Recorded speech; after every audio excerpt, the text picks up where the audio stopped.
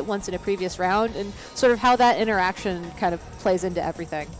And then I think it'll be just kind of fun because obviously for anybody who kind of looked at Ohio's stats last week, it does, as we are going to see on the screen very soon, have one of Gabby's favorite Pokemon here. As we have Ashton on your left side with that Xerneas, Amoonguss, Incineroar, Lunala, Como-O, and that Crobat. And on your right side, Diana with that Venusaur, Groudon, Incineroar, Xerneas, Talonflame, and Tapu Koko.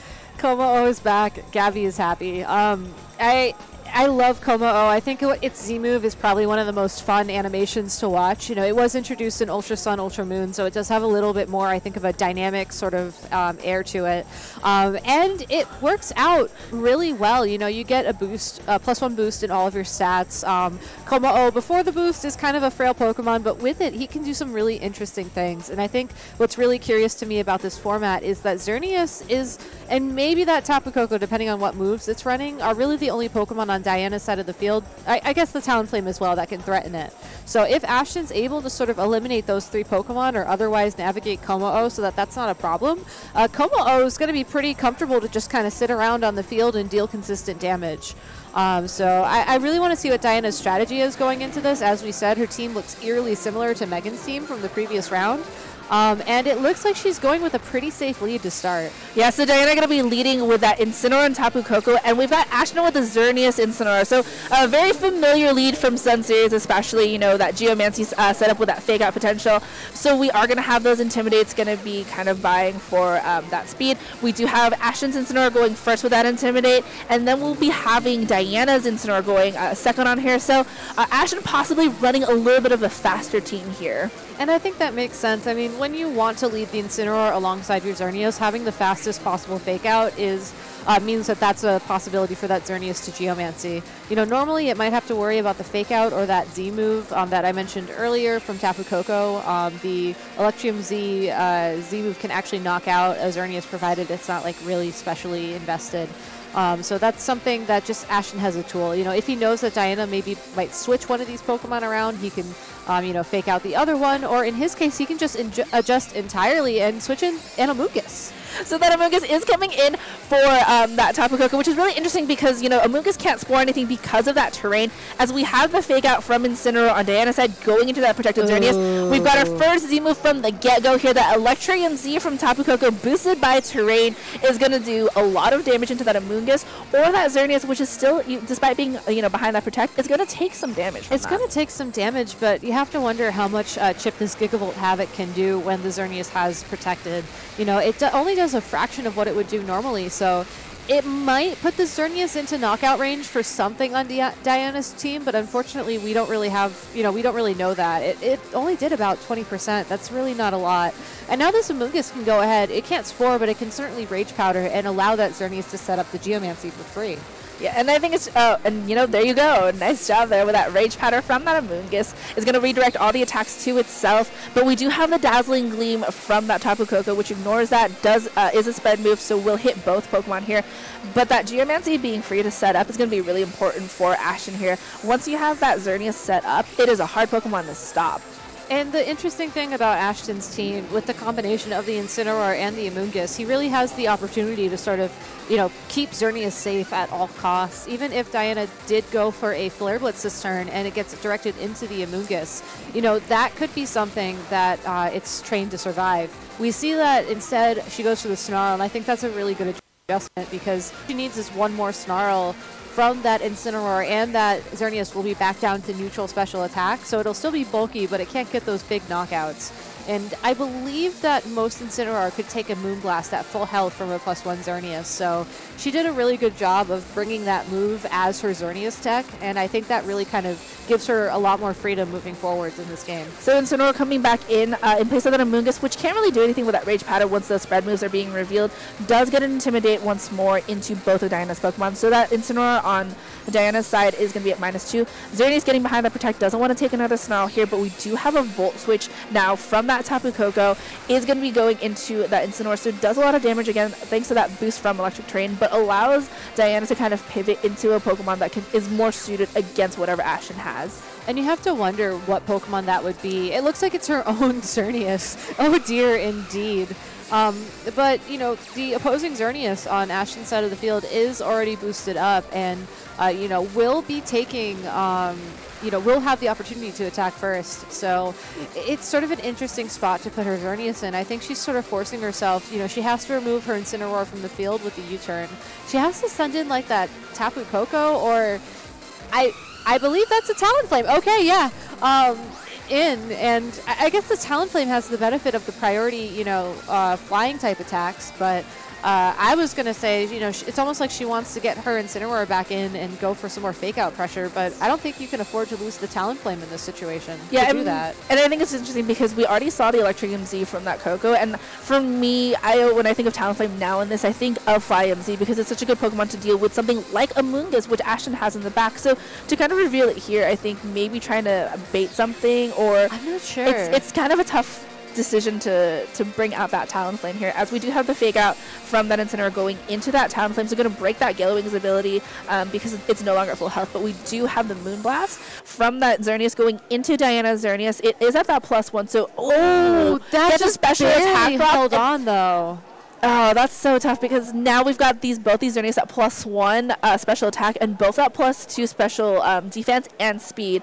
But obviously Diana's is in a little bit tougher position. Oh, without a doubt. All that Ashton has to do is go for something like a Dazzling Gleam here, and that would be enough to knock out her Xerneas, which is unfortunate. I think that maybe she was trying to count on the fake out going somewhere else, and the Talonflame could then use Gale Wings to knock out that the opposing Xerneas. But I think that Ashton did a really good job of sort of respecting that and knowing that if you know, if the opposing Xerneas does get that Geomancy up, you know, maybe at that point it's a speed tie, or I could protect, get my Moongus back on the field. You know, he has a lot more freedom, I think, in these next couple of turns than Diana has. Yeah, I wonder if you protect and then Tailwind and then try to get that speed advantage for later on. I mean, it's going to be a tough call here, but that Incineroar is going to be returning. We've got that Amoonguss back on the field, so we won't be having Electric Terrain in just a little bit, but we also have a protect now from Ashton's own Xerneas, so going to try to make sure that it doesn't get knocked out here, as Moonblast actually from Diana's, obviously not going to hit with that protect, but we do have the Tailwind on this turn, so Diana will be getting that speed advantage for the next few turns, which means her Xerneas will be faster. Her Xerneas will be faster, but this Amoonguss can redirect all of its attacks, so it's going to come down to whether or not a +1 Dazzling Gleam from Diana's Xerneas is going to do enough damage to an opposing Xerneas that also has the Geomancy up. I don't think that's really possible. I think she's kind of at a spot where, you know, maybe she can take a turn to try and knock out the Amoonguss with the Dazzling Gleam and then something from that Talonflame on her side of the field, but the Xerneas is still going to be around for at least one more turn, and you know, maybe she can put it into fake out range. Maybe if one of these Pokemon gets knocked out, that Tapu Koko could get lucky and knock it out at this range, but she needs some big damage, and I'm not sure if the Pokemon she has in the back of her party are set up to do that. I mean, that's going to be really difficult, but we do have their Moongus going to be returning, so no Rage Powder obviously on this turn. We are going to get that Incineroar Intimidate one more time from Ashton's side of the field. We are also going to make sure that we have that fake out potential for that next turn, so obviously you can go for that knockout on Xerneas if it doesn't get knocked out this turn. And we do have the Dazzling Gleam from Diana's Xerneas, and it is not enough at all to pick up the knockout on Ashton's own Xerneas, but it is enough to allow Incineroar to get that berry and get that health back. That Brave Bird from Talonflame was probably going to go into that Amoonguss because Amoonguss is a tough Pokemon to kind of try and deal with. I don't know, though. I mean, I like how Diana played this because the Amoonguss's only option there was to go for something like a Rage Powder to redirect. So if you target the Xerneas, you know, it did protect the previous turn, so there's a chance to protect fails, or there's a chance that the Amoonguss doesn't go for the Rage Powder and you get your intended target. So I think that was the best way she could have played that, and I don't think Ashton sort of respected that option. Either that, or, you know, we've only seen the Incineroar and the Amoonguss on his side of the field. Maybe something like the Lunala he's counting on to try and win this for him. If it's the Como he has him back, you know, he needs to figure out how to stop that Xerneas, and I don't think that Diana's going to let it get faked out for a knockout. Yeah, well, it's going to be that Lunala instead, so I'm crossing my fingers and hoping I see a Lunala MZ at it here. I still haven't seen it like in a regional I wouldn't be surprised. I mean, I think everybody's sort of heard about Ashton's Ohio team and Jeremy's Ohio team. I should, you know, give credit where credit's due. And have the Lunala, and also I think Lunala MZ is just one of the most sort of like theoried Pokemon and item combinations there are out there right now. So it would be a really strong play. I think he needs to wait for a slightly better situation in order to reveal it. I think all he has to do realistically here is like fake out or otherwise, you know, knock out the Xerneas somehow, and it looks like no fake out, just saving that for later. Yeah, so we do get that Amoonguss coming back in. It's going to take a Dazzling Gleam, and the Shadow Shield on Lunala is going to be broken on this turn, as now we have another Brave Bird from this Talonflame. Is going to be just doing a lot of damage to whatever it's going to hit right now. Is going to be that Lunala, and is almost enough to pick it up. That critical hit doing a lot of damage, but not enough to actually knock out this Lunala, as Psyshock now going to pick up that knockout on that Xerneas, so going to allow this Amoonguss to sort of Rage Powder again later. We do know that the Tapu Koko is still in the back, so still a little bit of a threat on Ashton, to Ashton's team. And the Talonflame's still on the field. I mean, if you think about it, that Talonflame, I keep wanting to call it a Tapu Koko for some reason, is really scary for that Amoonguss. So I think Ashton is going to be forced to switch here again to get another Intimidate down on that Pokemon before, you know, the possibility of Talonflame versus Amoonguss comes up. And then maybe if that Lunala is lucky, it can protect, you know, wait out the rest of the Tailwind and then try and do something. I think that Diana has kind of really secured this game, provided she can keep up the damage pressure, because looking at the Pokemon that Ashton has remaining, you know, Lunala's one hit from getting knocked out, Amoonguss can't do damage, and you know, Incineroar versus stuff like a Tapu Koko isn't going to end that. Oh my gosh, wow. Yeah, so we do have the Lunala protecting, but Taunt from that Talonflame is going to make sure that Amoonguss is just going to be a sitting duck, basically, as Snarl here is going to the special attack, obviously, on that Amoonguss, but no Spore, won't be able to Rage Powder. Like, this Amoonguss is going to be forced to attack or switch out, and there's not a lot that Ashton can do about it. I really like the Snarl on Diana's Incineroar, and I think that's sort of why Ashton's kind of found himself in this position. You know, it's not a very common move on Incineroar. I think we're going to start seeing it be used more as, you know, knockoff's functionality kind of goes away a little bit. But being able to lower the special attack of so many different Pokemon when there are so many different special attackers, you know, that are viable right now in the metagame is huge. So Brave Bird going to be from this Talonflame, going to target down one of Ashton's Pokemon here. They're going to be that Amoonguss, and we do have that Incineroar coming in from that Xerneas on the side. We do have a U-turn from Diana's own Incineroar, going to let her pivot. There's no berry healing from that Talonflame at all, by the way. So this Talonflame not carrying a berry. Could be a Focus Sash. I mean, yeah. Yeah, it took some damage.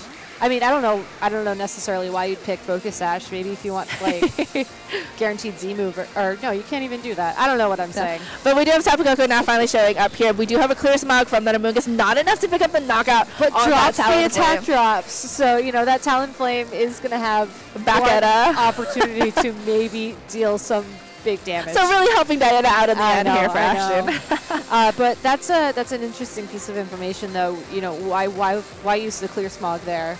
Out of all the other moves that Amoonguss had, might be an indication that that's the only move it has. You know, we don't really know that. So knowing Ashton, that's probably something he's going to keep secret for Game 2, as it looks like Diana's just playing it really safe, whittling down the attack of the opposing Incineroar and just trying to navigate to her win condition.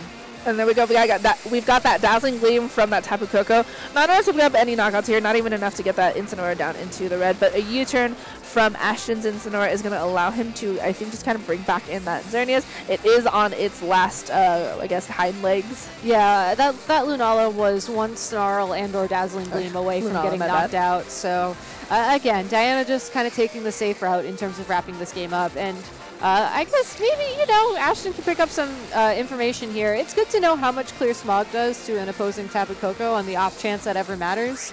And this Amoonguss can start going for more Rage Powders. Maybe if Ashton wanted to try and buy himself more time, he could, you know, switch it back, get that Regenerator health back up, and I don't know, hope that Rage Powder carries him to a win. But that would be a really tall ask. Yeah. And we do have that Talonflame coming back in place of the Incineroar on Diana's side of the field. And we also have a switching so the Regenerator possibility from there. Bringing in that Incineroar. There always has to be a cat on the field, apparently, in this game. And we do have that Intimidate once again. Is also going to have that fake out pressure here. I mean, the Lunala is just like you said, it's like one attack away from, you know, getting knocked out here. Is going to hide behind a Protect on this turn, so it is going to be in a little bit of trouble next turn, as Dazzling Gleam from Tapu Koko, obviously not going to hit that Lunala, is going to catch that Incineroar on the switch in, and does get it down to the red, and it has already consumed its berries, so no health recovery here. I guess maybe what Ashton's going to try and go for this turn is the double Protect, because if he gets it, then he can start Rage Powdering again, and, I don't know, try and do something about the Tapu Koko, but he doesn't get it. Dazzling Gleam's going to connect. You know, shouts for him to go for that win condition. You know, it's not likely it'll happen, but if you have the time, might as well. Give it a shot. 50-50, right? Yeah, well, a little less than a 50-50, but you know. Yeah, and so no target for that Talonflame, as that Dazzling Gleam from Tapu Koko did knock out both Pokemon on Ashton's side. That Amoonguss had a little bit of chance to get that health back, but against, you know, a Talonflame and the Incineroar and this Tapu Koko, not much that Ashton can really do here. And I think that's kind of the Achilles heel, so to speak, of Ashton's team. You know, looking at it overall, especially with the Pokemon that he brought to this game, Amoonguss and Incineroar are mainly support. You know, he's doing a lot of switching, he's doing a lot of intimidating and Rage Powders and whatnot. He's not really going for some of the more offensive aspects of Incineroar. He can't really do that for Amoonguss because of the electric terrain on the field. But he really needs to ensure that the Xerneas and the Lunala in this case are able to deal damage, because otherwise he's just doing a lot of switching and just getting punished for it. So I think his main adjustment in Game 2 is going to be either, one, trying to set up those Pokemon a little bit differently, maybe respecting the threat of the Talonflame and the Tapu Koko together a little bit more. I think Diana made a really good decision when she brought both of those Pokemon to the game. And just going for a Rage Powder there. He must be playing down the timer. Maybe he's hoping that, you know, if this game were to go to time, or Game 2 go to time, that would be enough, I don't know, to force like a sudden death or something. But because Amoonguss also hasn't. Well, I mean, the hard part is you have the Flare Blitz, and then you have like the Brave Bird. There's not really a lot. Like even with any sort of recovery from a berry, like there's not much that this Amoonguss could really do. Yeah, no, I think he's playing the clock here, which is fair. I think Ashton's probably one of the most experienced players when it comes to, you know, playing at a higher level. So I really like how he's kind of keeping that option available to himself. So maybe that could also be a clue to how he wants to play Game 2. Maybe he is going to slow things down a lot. I mean, he certainly has so many different support options on his team. Maybe he can just play the switching game a little bit differently. Maybe, I don't know. I think he has to bring the Xerneas, and as much as I love Komo-o, I think the Lunala as well, in order for him to have a chance in this matchup. So maybe if he just leads a little bit differently and kind of takes things a bit slower, you know, we might be in a situation where in Game 3 it goes to the +3 turns, and then he's able to just deal big damage at that point. Yeah, and I think it's just kind of tough because, like, actually, Diana's team is so good at dealing out damage. As soon as both of them had managed to set up their Xerneas, despite that Snarl on that Incineroar on Diana's side is actually a really good move to have. You know, it's amazing. Yeah, it stops that that Xerneas from being too much of a difficult Pokemon to handle. She set up her own Xerneas and, you know, managed to hold on after Ashton's own Xerneas was set up. And I think her damage output just overall put a lot more pressure on Ashton. Yeah, it did. I think Snarl actually is probably one of the best counters to Xerneas right now in the format, which is really kind of weird to say because most Pokemon who learn Snarl are actually weak to Fairy-type moves. But fortunately for Incineroar, you know, it does have that Fire typing along with it and doesn't take much damage. I mean, even with the Geomancy, I'm pretty sure it can take a Moonblast provided it's, you know, still at full health.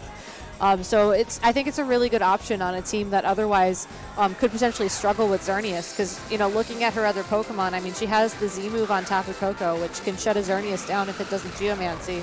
But other than that, she really only has her Venusaur. So, again, just lots of options for her, and certainly something she must be considering right now given Ashton's lead.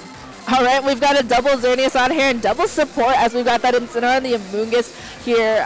So Ashton obviously with the Amoonguss Xerneas and Diana with the Xerneas Incineroar. So both of them kind of realizing, hey, Xerneas right now is one of the best Pokemon I can have on the field to just deal damage.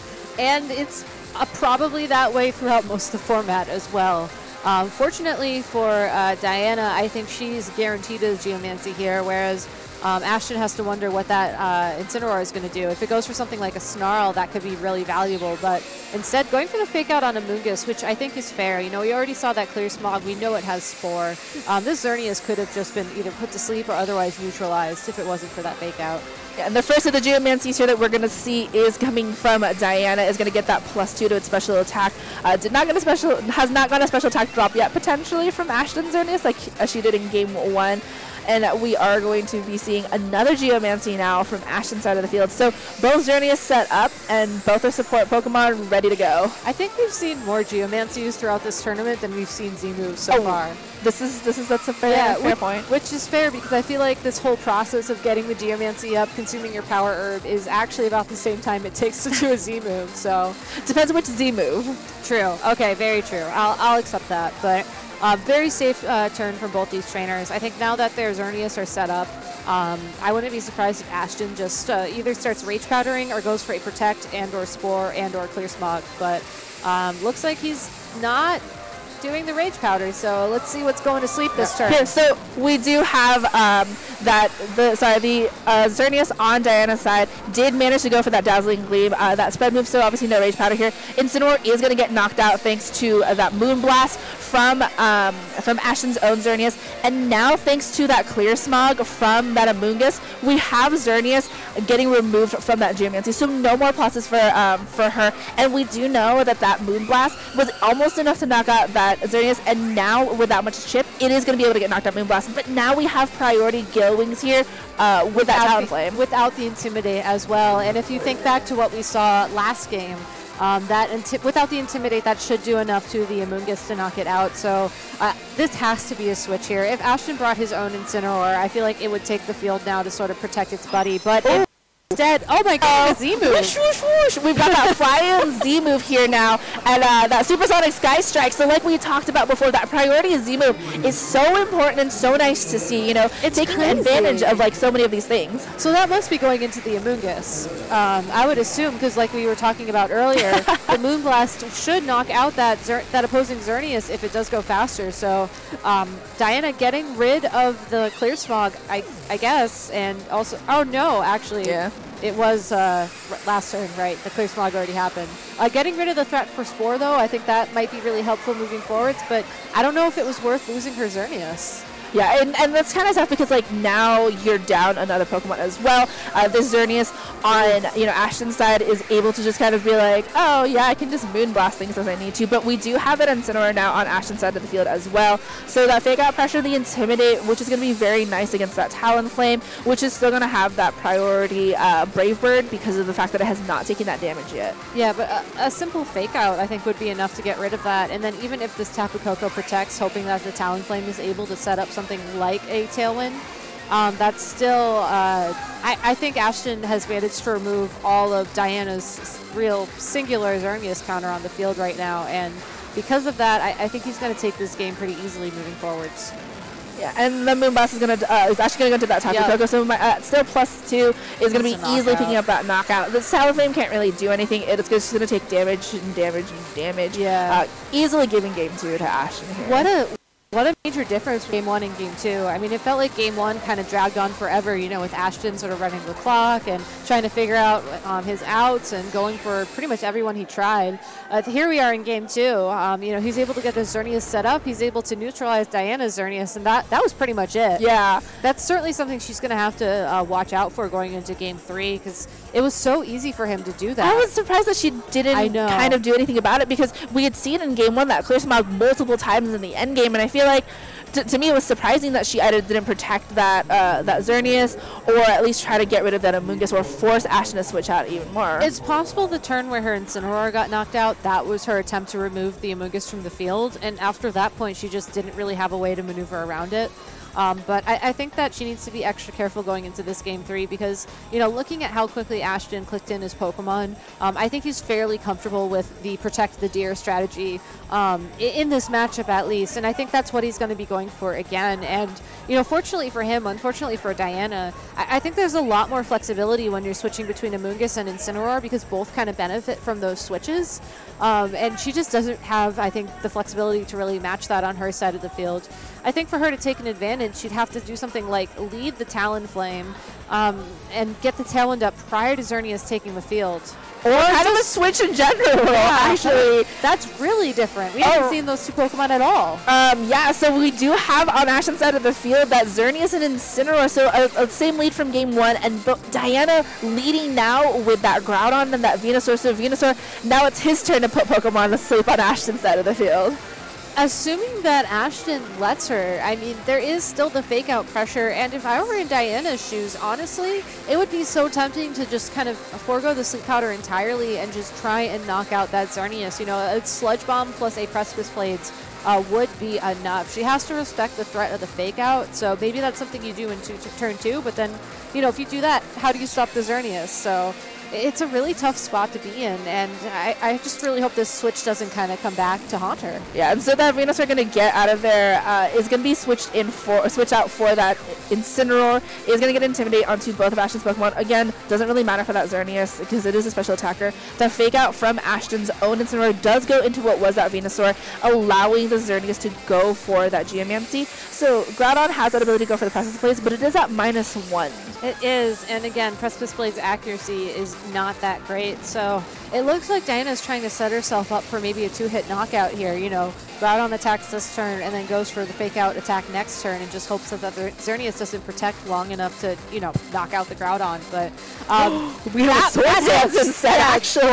That helps a lot. I mean, now that this Groudon is going for the Sword Stance and is at +1 attack, she's forcing Ashton either to immediately switch out that Incineroar, send in the Amoonguss, and then, you know, maybe try and save that Intimidate for later, but then her own Incineroar could go for the Flare Blitz into that spot. You know, it could easily Snarl. I don't think she has to fake out the Xerneas here because fortunately for Diana, Groudon can usually take one of Xerneas' attacks provided it is at full health, which it is. That Incineroar is going to be switched out. We've got that Amoonguss coming in, which will take at least, you know, Precipice Blades a lot better than that Incineroar from before. We've got the Xerneas protecting itself as fake out from the Incineroar on Diana's side is going to that Xerneas, but Precipice Blades obviously not going to hit that Xerneas, and Ashton, very aware of that, does connect with the Amoonguss on the switch, and even at +1, that resistance is still doing a lot of damage. It is, and that looks like it's just right above what damage would activate one of those pinch berries. So that's very fortunate for her, very unfortunate for Ashton. But, you know, Ashton is still in the driver's seat. All he really needs to do here is, you know, try to put something to sleep or really just make sure the Amoonguss is able to stick around on the field for one more turn. Ooh, that Moonblast at +2 does knock out that Groudon. The biggest threat right now for for Ashton here as that Snarl. Oh no. Sorry, go ahead. Oh, sorry. As the Snarl, you know, doesn't pick up a knockout on Amoonguss, does get a -1 onto that, to the Xerneas. But now, because there's no Tapu Koko, that Amoonguss is free to put things to sleep as opposed to the Venusaur in the back. And now we've got this Incineroar going to bed. I thought we were actually going to see a berry activate as well on that Amoonguss when it did that little bit of extra damage, but it looks like it's not one of those pinch berry sets, for better or for worse. Luckily for this Venusaur, the sun will be around for a couple more turns, and it could try and stop this Xerneas after it protects for the next turn, but you know, maybe just try and knock out that Amoonguss before it can switch out. Oh, it's going to be a lot more difficult with the substitute from Ashton Xerneas, as we do have that Sleep Powder. Not going to connect thanks to that substitute, and you can now protect that next turn, stall out those sun turns even more, and no more Groudon as we got Clear Smog from that Amoonguss connecting into that Venusaur. Obviously, you don't really see the Incineroar much of a threat because now you're behind a substitute, and you could Moonblast that later. You can, but remember, Snarl is a sound-based move, which does go through substitutes, so I think that Ashton has bought himself time, but I think he still has to be really careful. Fortunately for him, though, he does still have the Pokemon advantage, and stuff like Rage Powder is really going to help him maintain that. And Rage Powder from that Amoonguss, obviously, as we've got that Moonblast now from that Xerneas, is going to be going into that Incineroar. Doesn't want to wait for that cat to wake up. Just barely misses the knockout on there, though, and still allowing that Incineroar to go ahead and munch down on that berry. Get that health back is going to make it a bit scarier if it wakes up on this turn. We do have that Sludge Bomb from Venusaur going to break the substitute here, leaving this Xerneas free to take damage in case that Incineroar wakes up this turn, which if you're Dana, we got that turn 1 wake up. But I like the Snarl there, because on the off chance the substitute wasn't broken, that still would have lowered that Xerneas' special attack, which I think is the most important thing for Diana to be worrying about right now. And yeah, that's the unfortunate reason why she has to worry about that, because now that the Venusaur doesn't have the sunlight on its side, that Xerneas is going to be the fastest thing on the field again. But, you know, we know that Ashton has Substitute and Geomancy and Protect.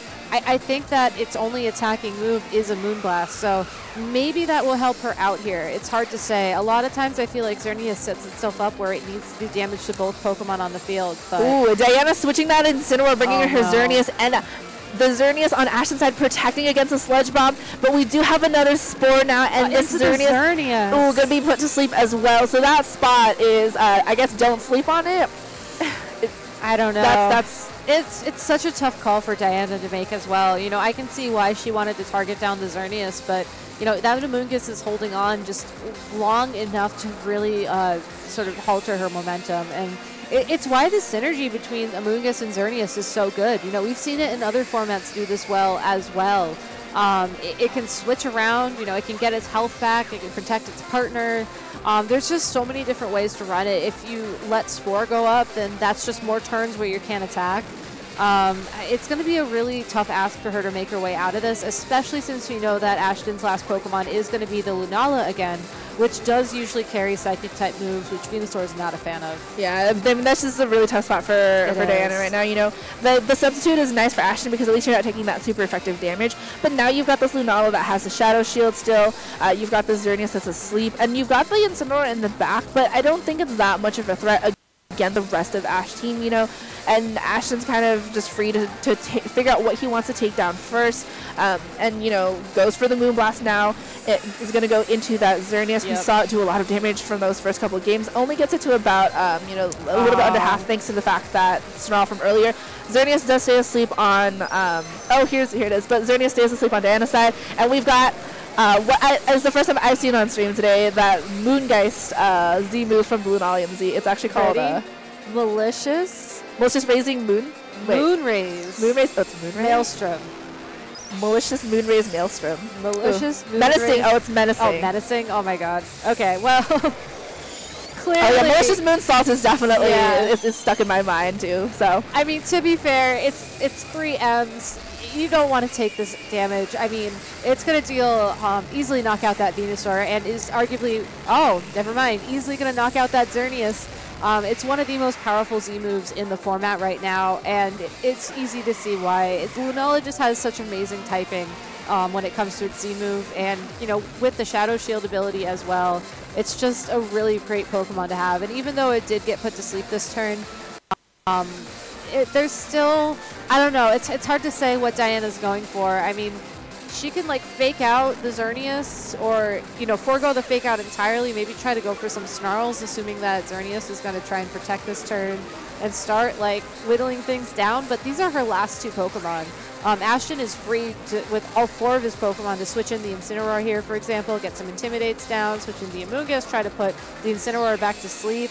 Like, there's just so many things Ashton can do. I don't think she can answer all of them. Yeah, I mean, unless she gets, like, you know, 5 Snarls and is free to do so, and then, like, really just make sure the damage output from that Xerneas isn't there. I mean, the big thing is that, you know, that Venusaur is still kind of a threat, but as long as Ashton protects the Xerneas, you know, he still has a lot of damage there. Does manage to, you know, protect the Xerneas this turn. That Lunala is going to take its necessary sleep turn. We do have the Sludge Bomb actually going to go into that Lunala, so going to break that Shadow Shield, does very little damage. And the Snarl again now is also going to do a lot of damage into that Lunala. Is going to, you know, also get that special attack drop there, but it's still just kind of a tough field for Diana to navigate. I think she's safe to try and sleep powder the Xerneas slot, honestly. Like, it might turn into an Amoonguss, it might turn into something else, but I think she has to continue using Snarl on that Incineroar. I don't think she can safely Flare Blitz or do anything else. So maybe if you put the Xerneas asleep, that can buy you some more time, but that just does so much damage. And it looks like, you know, the Incineroar had already consumed its Figgy Berry as well, so it's not getting that health back. Yeah, so Xerneas is going to be able to at least get it into the red. Is going to go down to a Sludge. Oh, no, sorry. It doesn't go down to a Sludge from that Venusaur. Lunala asleep again. That Snarl also not enough to pick up any sort of, like, knockoff at all here. And it's just, it's an uphill battle, and I don't see kind of an end for Diana here. No, she played really well though. I gotta say, I really do like her team. I think we saw some really cool things from that Talonflame in turn 1. Ashton just showing, you know, he's amazing at board control. I mean, he's really sort of kept the lead for games 1 and 2, or well, yeah, for games 2 and 3. But also just how scary Xerneas can be when you support it so well. This is really all you need, I think, in the Moon format to do well. It's just the ability to set up a Xerneas and the ability to keep it safe. And the way that Ashton plays, it's just so well executed. I don't really think that Xerneas was threatened at all this game. No, and you know that Incineroar goes down to another Moon Blast, and here as Amoonguss, you know, switches in for that Lunala, is going to take that Sludge Bomb really nicely. And it's tough because, you know, yeah, that you've got that Moon Blast now into that Venusaur. Venusaur, that Sludge Bomb is nice, and it's still taking this damage, but now you've got that Incineroar in the back, yeah, and you've got Lunala, and but you knock out the deer, so you know that the Xerneas, that's good for something. That's good for something.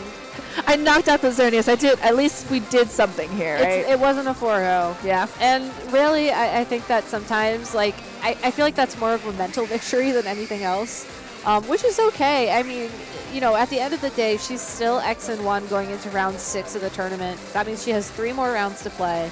If she's able to sort of keep up her momentum and go for something, you know, make a go for it and continue as an X-1 to the end of the tournament, she could still easily make top cut. And really having someone like Ashton Cox, who's going undefeated into round 6 of this tournament as, like, for your losses, for your resistances, I mean, that's going to make a huge difference. Yeah. Not bad is a good way to put it. You know, it's like, hey, at least you have that as resistance. Well,